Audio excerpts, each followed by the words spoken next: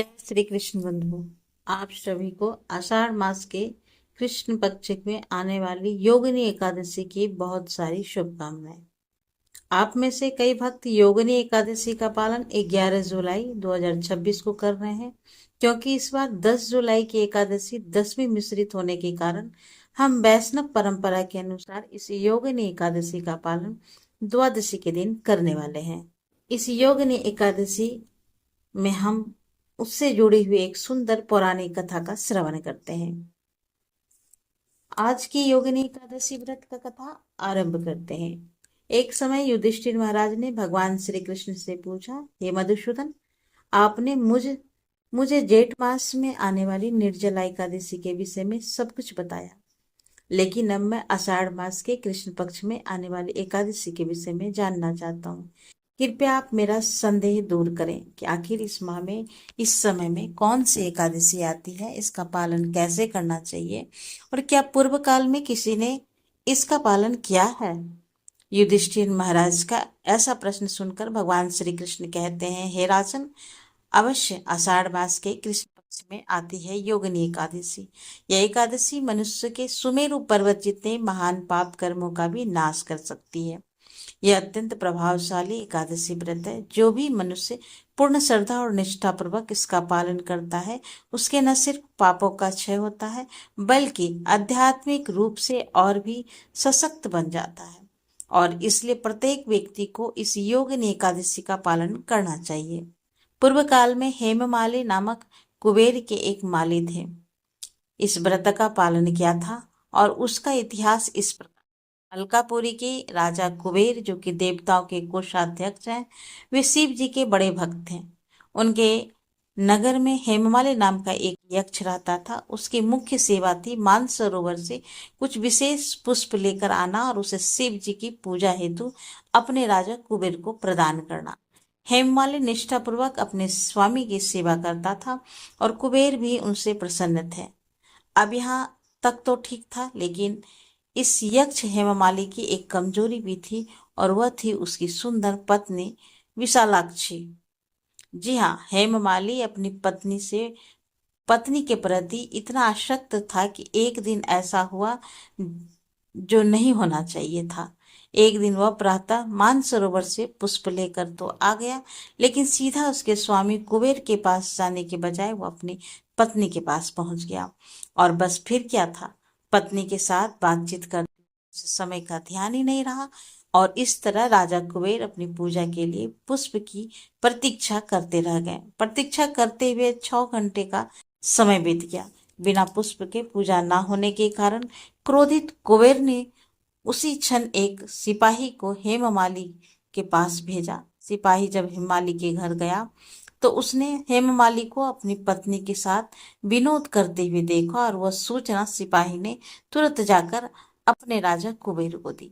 बस फिर क्या था, अब कुबेर ने धैर्य के सारे बांध टूट चुके थे। इस तरफ हेममाली को भी समय का भान हुआ। उसे अपनी भूल समझ आई और प्रायश्चित करने हेतु वह उसी क्षण राजा कुबेर के पास पहुंचा। भय से उसके पैर और जीवा कांप रहे थे। वह हाथ जोड़कर राजा कुबेर के समक्ष खड़ा हो गया और उससे क्षमा याचना करने लगा। लेकिन कुबेर की क्रोध की ज्वाला अत्यंत भयावह थी। उन्होंने अत्यंत रोष प्रकट करते हुए हेममाली से कहा, हे मूर्ख, आध्यात्मिक सिद्धांतों को नष्ट करने वाली महापापी, अपनी पत्नी के प्रति तुम्हारी अत्यधिक आसक्ति के कारण आज तुमने मेरे आराध्य देव शिव जी के प्रति अपराध किया है। इसलिए मैं तुम्हें श्राप देता हूं कि इसी क्षण तुम्हारा पतन हो जाए, तुम्हारा संपूर्ण शरीर कोढ़ की बीमारी से ग्रस्त हो जाए, तुम पृथ्वी पर इस यातना की सजा भुगतो और अपनी पत्नी से सदा सर्वदा के लिए दूर हो जाओ। अब देखिए कुबेर का श्राप मिथ्या कैसे हो सकता है। उसी क्षण हेममाली का पतन हुआ और वह कोढ़ से ग्रस्त शरीर के साथ पृथ्वी लोक में आ गिरा। भूख और प्यास से पीड़ित अपने शरीर की पीड़ा को सहता हुआ हेममाली जंगलों में भटकने लगा। इस प्रकार अनेक वर्षों तक वह यह यातना को भुगतता रहा, लेकिन पूर्व जन्म में शिव जी की उपासना की सहायता करने के कारण उसकी चेतना शुद्ध और सात्विक बनी रही। जंगलों और वनों में भटकते हुए एक दिन वह मेरु पर्वत पर जा पहुंचा। वहां ऋषि मार्कंडेय, जिनकी आयु 7 कल्प जितनी है, उसके पास पहुंचा। महान तपस्वी ऋषि को देखकर हेममाली ने उन्हें दूर से ही दंडवत किया। करुणा में ऋषि मार्कंडेय ने उसे अपने पास बुलाया और उससे पूछा, हे वत्स, तुम कौन हो और इस प्रकार इस जंगल में किस उद्देश्य से आए हो? ऋषि की प्रेम पूर्ण वाणी से गदगद होकर हेममाली ने अपने पूर्ण जन्म का सारा अपने पूर्व जन्म का सारा वृतांत का सुनाया और अंत में हाथ जोड़कर इस प्रकार कहा कि हे ऋषिवर, पूर्व जन्मों के कुछ पुण्य कर्मों के कारण मुझे आपके दर्शन प्राप्त हुए। कृपया आप मुझे इस पाप से मुक्त होने का कोई मार्ग दिखाएं। हेममाली की प्रार्थना सुनकर ऋषि मार्कंडेय ने कहा, हे पुत्र, आने वाले आषाढ़ मास के कृष्ण पक्ष में योगिनी एकादशी आएगी।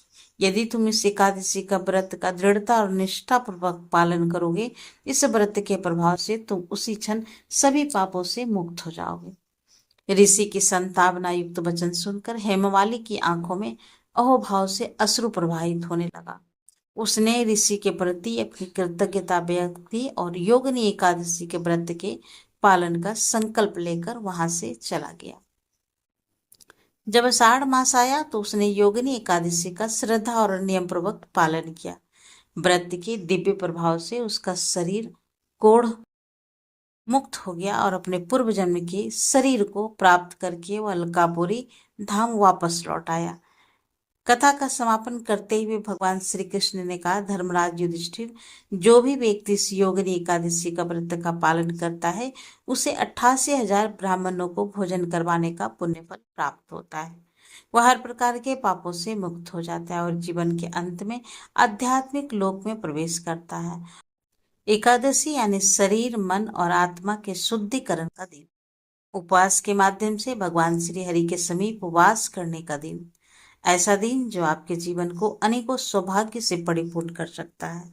और इस एकादशी के विषय में गर्ग संहिता में एक सुंदर संवाद आता है, जिसमें एक दिन वृंदावन में सभी गोपियां श्रीमती राधा रानी से पूछती है, हे दिव्य स्वरूपे कमल लोचने ब्रिजभानु नंदनी, हे श्री राधे, जो देवताओं के लिए भी अत्यंत दुर्लभ है, वे श्री नंद नंदन तुम्हारे वश में रहते हैं। हे राधिके, तुम विश्व मोहिनी हो और संपूर्ण शास्त्रों के अर्थ ज्ञान में भी पारंगत, इसलिए आप हमें श्री कृष्ण की प्रसन्नता के लिए कोई शुभ व्रत बताएं।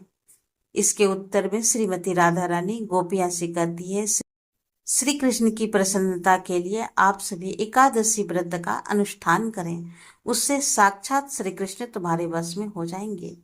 इसमें कोई संशय नहीं है। तो चलिए इस योगिनी एकादशी के उपलक्ष्य में एक पौराणिक कथा का श्रवण करते हैं और यह कथा है भगवान की प्रिय वृंदे देवी तुलसी महारानी के विषय में। हम सब जानते हैं कि तुलसी देवी भगवान श्री कृष्ण की परम प्रिय भक्त है। एक समय क्या है कि भगवान हरि की उपस्थिति में देवी सरस्वती और तुलसी देवी के बीच में कुछ अनबन हो गई। इससे तुलसी देवी नाराज हो गई। उन्हें अत्यंत अपमान का अनुभव हुआ और वे उसी क्षण उस स्थान को छोड़कर चली गई। अब यह देखकर भगवान श्री हरि भी चिंतित हो गए। उन्होंने सरस्वती देवी को समझाया और अब बारी थी तुलसी देवी को मनाने की।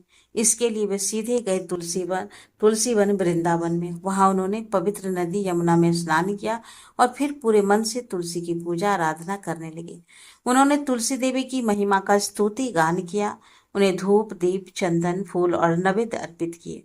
भगवान श्री हरि ने तुलसी देवी की स्तुति करते हुए कहा, तुलसी वृक्ष कई समूहों में इकट्ठे होते हैं, इसलिए विद्वान इसे वृंदा कहते हैं। मैं उस प्रिय तुलसी की स्तुति करता हूँ जो लंबे समय पहले वृंदावन में प्रकट हुई थी, इसलिए इसे वृंदावनी कहा जाता है।